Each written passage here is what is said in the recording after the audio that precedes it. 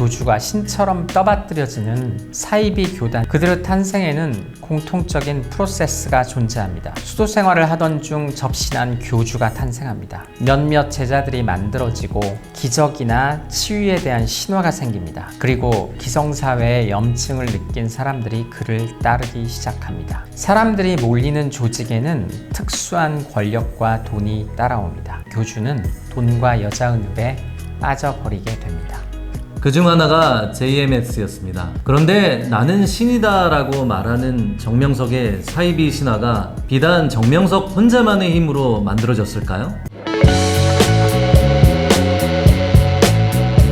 사이비 종교 집단에는 교주를 중심으로 피라미드 조직이 존재합니다. 이들 상층부에서는 서로 2인자 자리를 차지하기 위해서 권력 다툼을 진행합니다. 하지만 교주가 감옥에 가는 위기가 닥치면 결속력을 가집니다. 나는 신이다 3편 전자발찌 메시아에서 정명석은 순환당하는 예수 그리스도의 서사를 자신에게 적용시켰음을 보여줍니다. 정명석의 수감 기간 동안 JMS는 정명석이 시대의 죄를 대신해서 선고받고 시대의 십자가를 짊어졌다 라고 선전하면서 철저하게 점조직 형태로 자맹을 합니다.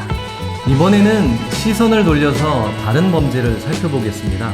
폭력 범죄에 대하여 개인이 저지른 폭력과 집단이 저지른 폭력은 그 죗값의 차이가 분명히 존재합니다.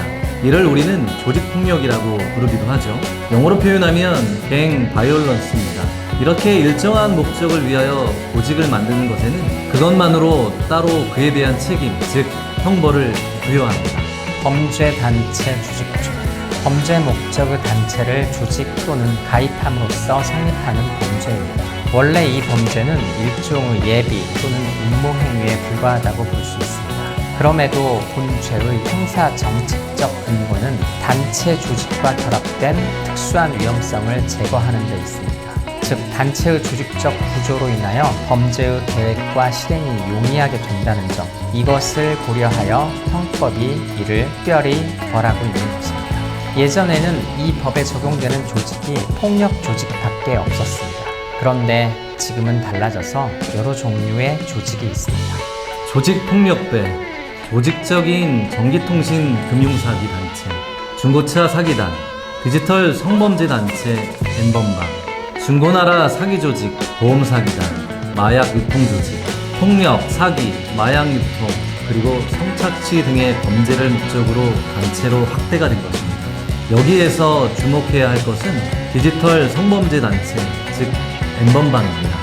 N번방 성착취물 제작 및 유포 사건에서 그 수괴인 조주빈은 범죄단체 조직죄가 적용되어 징역 42년을 선고받았습니다.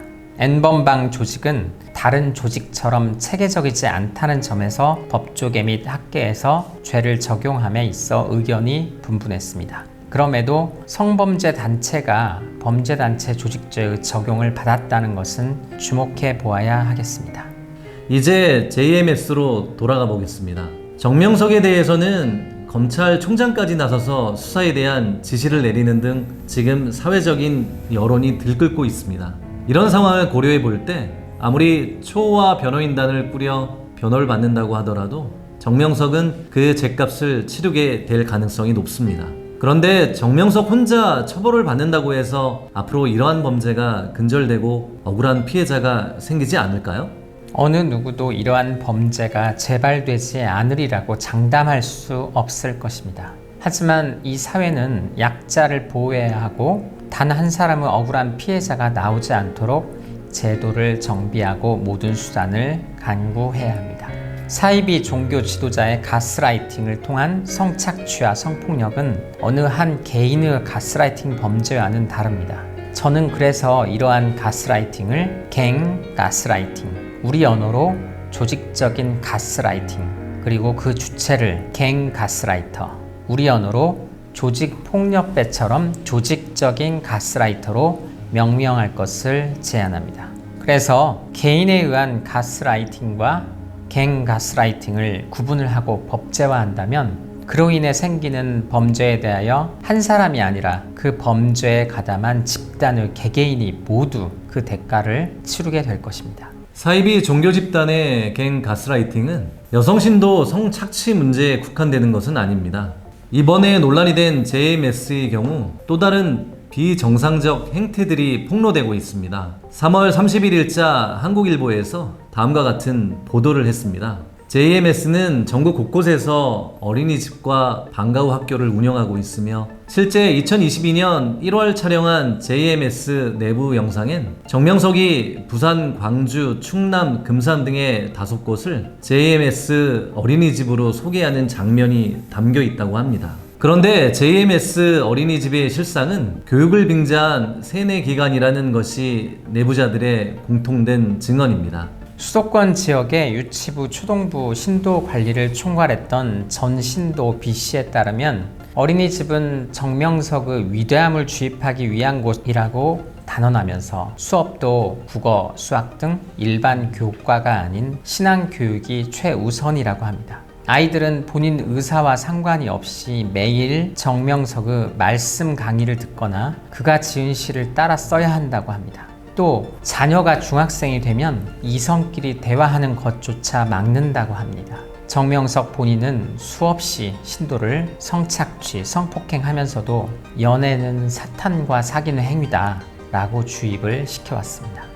유년기 지속적 세뇌와 정서학대는 사회의 부적응을 초래할 가능성이 큽니다. 1995년 일본에서 옴 진리교회 도쿄 지하철 독가스 살포 사건이 있었습니다. 당시 신도들의 자녀 110명이 구조됐는데 이들은 오랜 기간 학교 적응에 어려움을 겪었습니다. 이단 종교 전문가 탁지일 교수도 한국도 1980년부터 우후죽순 이단 종교가 만들어져 벌써 40년이 흘렀으며 이세 문제가 터져나오기 직전이라고 경고합니다. 이제까지 언급한 집단의 조직적 가스라이팅의 공통점은 상상 이상의 심각하고 참혹한 결말을 초래한다는 것입니다. 갱 가스라이팅의 피해자는 그 집단 안에서 다시 가해자로 변화합니다.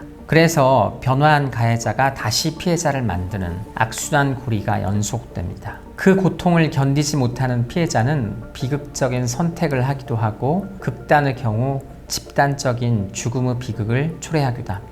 현재 우리 사회는 매우 빠르게 개인화되어 가고 있습니다. 이웃이라는 공동체는 무너진 지 오래이며 가족 공동체 역시 절반 이상 해체되었다고 해도 과언이 아닙니다. 이렇게 공동체 의식이 허약해질 때 가스라이팅은 인간의 삶을 좀먹는데 무서운 인격 살상무기가 되고 있습니다.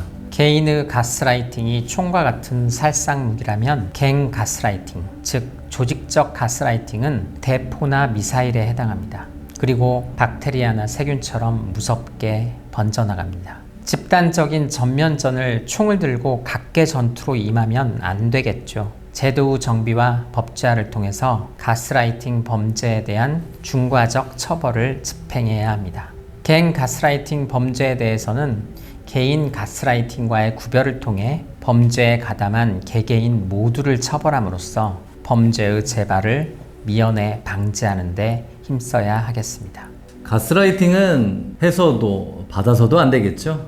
가스라이팅 아웃! 갱 가스라이팅 게임 셋!